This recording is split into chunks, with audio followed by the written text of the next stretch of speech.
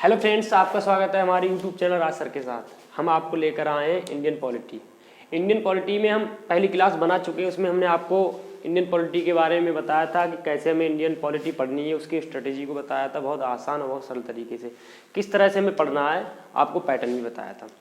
उसमें हमने चर्चा करी थी कि आपको बताया था कि भारत क्या है।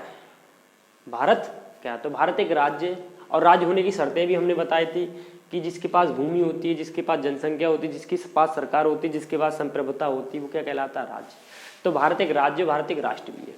मैंने ये भी बताया था जैसे हम स्टेट बोलते हैं, उत्तर प्रदेश है, बिहार, इसे क्या कहते हैं? तो इसे मैंने बताया था इन्हें प्रांत कहते हैं क्योंकि उनके पास संप्रभुता नहीं होती। मैंने ये भी बताया था संप्रभुता किसे कहते हैं, तो अपना निर्णय, ठीक है, उसे संप्रभुता कहते हैं। अब हम आपको पढ़ाएंगे संविधान और ये भी बताएंगे संविधान को किस तरह आपको पढ़ना है। देखो, संविधान इंग्लिश में इसे कॉन्स्टिट्यूशन कहते हैं। देखो, पहले हमें बताना है संविधान क्या है और फिर क्यों है। कोई चीज़ है तो फिर क्यों है, उसका रीजन होना चाहिए, वजह होती है हर चीज़ की। फिर संविधान का निर्माण, संविधान सभा का गठन, संविधान की स्रोत, उसके बाद संविधान की विशेषताएं, संविधान का प्रावधान, संविधान की अनुसूचियाँ और प्रस्तावना। इस पैटर्न में हम आपको पढ़ाएंगे। तो आइए शुरुआत करते हैं। हम पहले आपको पढ़ाएंगे संविधान क्या है, व्हाट इज कॉन्स्टिट्यूशन। तो कॉन्स्टिट्यूशन क्या है? देखो, भारत एक राष्ट्र है, मैंने ये बताया था, भारत एक राज्य भी है। तो उस राष्ट्र को या राज्य को चलाने के लिए कोई नियम कानून तो होना जरूरी है। तो वही नियम कानून की एक किताब थी संविधान, जिसे हम क्या कहते हैं? संविधान कहते हैं। तो संविधान क्या है? तो एक वैधानिक दस्तावेज जो शासन को वैधता प्रदान करता है जब तक शासन इसके अनुकूल रहे। तो वह वैधानिक, अब इसे डायरेक्ट हम किताब नहीं बोल सकते हैं, संविधान को हम किताब नहीं बोल सकते हैं, ऐसे बोला जाएगा एक वैधानिक दस्तावेज या ऐसा दस्तावेज जो शासन को वैधता प्रदान करता है। अब शासन क्या है? तो मैंने बताया था शासन क्या है। शासन के 3 अंग होते हैं, विधायिका, कार्यपालिका और न्यायपालिका। विधायिका का काम होता है किसी कानून को बनाना, फिर कार्यपालिका का काम होता है लागू करना, और जो न्यायपालिका होता है उसके पुनरीक्षण करना, उसमें परीक्षण करना किसी बात का, उसमें कमी नहीं रही, उस जो भी नियम लागू हुआ।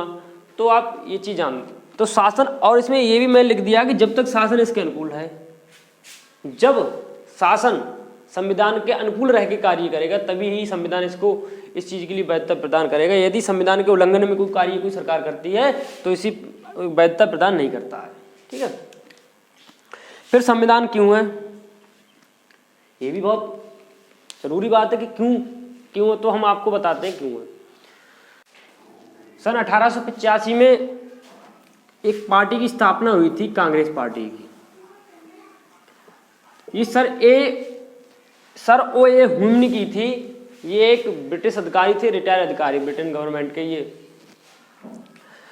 तो उस समय आज़ादी की कोई मांग नहीं थी भारतीयों द्वारा, कोई भी कांग्रेस पार्टी ने कोई भी आज़ादी की उस समय मांग नहीं की थी। केवल उनकी उस समय एक मांग थी, क्या थी? तो वो डोमिनियन स्टेटस की मांग थी।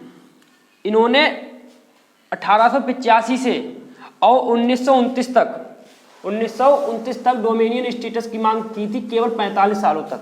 अभी डोमिनियन स्टेटस का इसे हिंदी में स्थानीय स्वायत्ता कहते हैं। हम आपको बताएंगे स्थानीय स्वायत्ता क्या थी। देखो, डोमिनियन स्टेटस क्या था, इसी की मांग कर रहे थे। 45 सालों तक डोमिनियन स्टेटस की ही मांग की थी, ठीक है, 1885 से लेकर 1929 तक। ये था क्या? तो ये समझिए, अंग्रेज की जो ब्रिटिश थी उनकी सरकार थी, उसकी सरकार में उनकी विधानसभाएं थी, उनके विधानमंडल थे, विधान परिषद थी।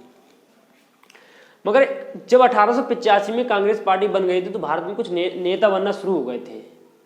तो जो ब्रिटिश गवर्नमेंट में कार्यरत थे, तो ब्रिटिश गवर्नमेंट के जो अधिकारी थे, आला कमान के अधिकारी थे, तो उन्होंने ऐसा विभाजन किया था कि जो इनकम के सोर्स थे वो सब उनके पास रहें और जो खर्चा के सोर्स थे, जिसमें खर्च होता है, वो सब कांग्रेसी नेताओं को सौंप दिए थे।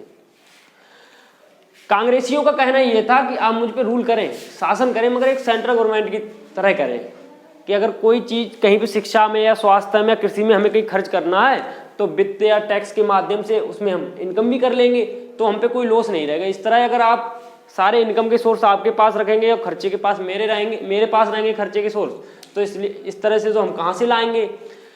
तो देखो, वो 2 विषय थे जो कौन से थे, तो एक हस्तांतरित विषय था, एक आरक्षित विषय था। हस्तांतरित जो विषय था इसमें था राजस्व आता था, वित्त और न्याय और पुलिस, जो मेन पावरफुल और इनकम वाले सोर्सेस थे सब इनके पास थे, अंग्रेजों के पास थे। और आरक्षित कौन से थे? स्वास्थ्य के बारे में, कृषि है, स्थानीय शासन है, शिक्षा आदि, जिनमें खर्च होता था या हुआ करता था। इनका कहना था कि आप शासन करें सेंट्रल गवर्नमेंट की तरह। मगर 1929 तक, हालांकि 1929 तक इन्होंने ऑस्ट्रेलिया और वहाँ के काफ़ी देशों के लिए स्थानीय स्वायत्ता डोमिनियन स्टेट दे चुके थे, मगर इन्हें इनकी बात नहीं सुनी कांग्रेसी नेताओं की।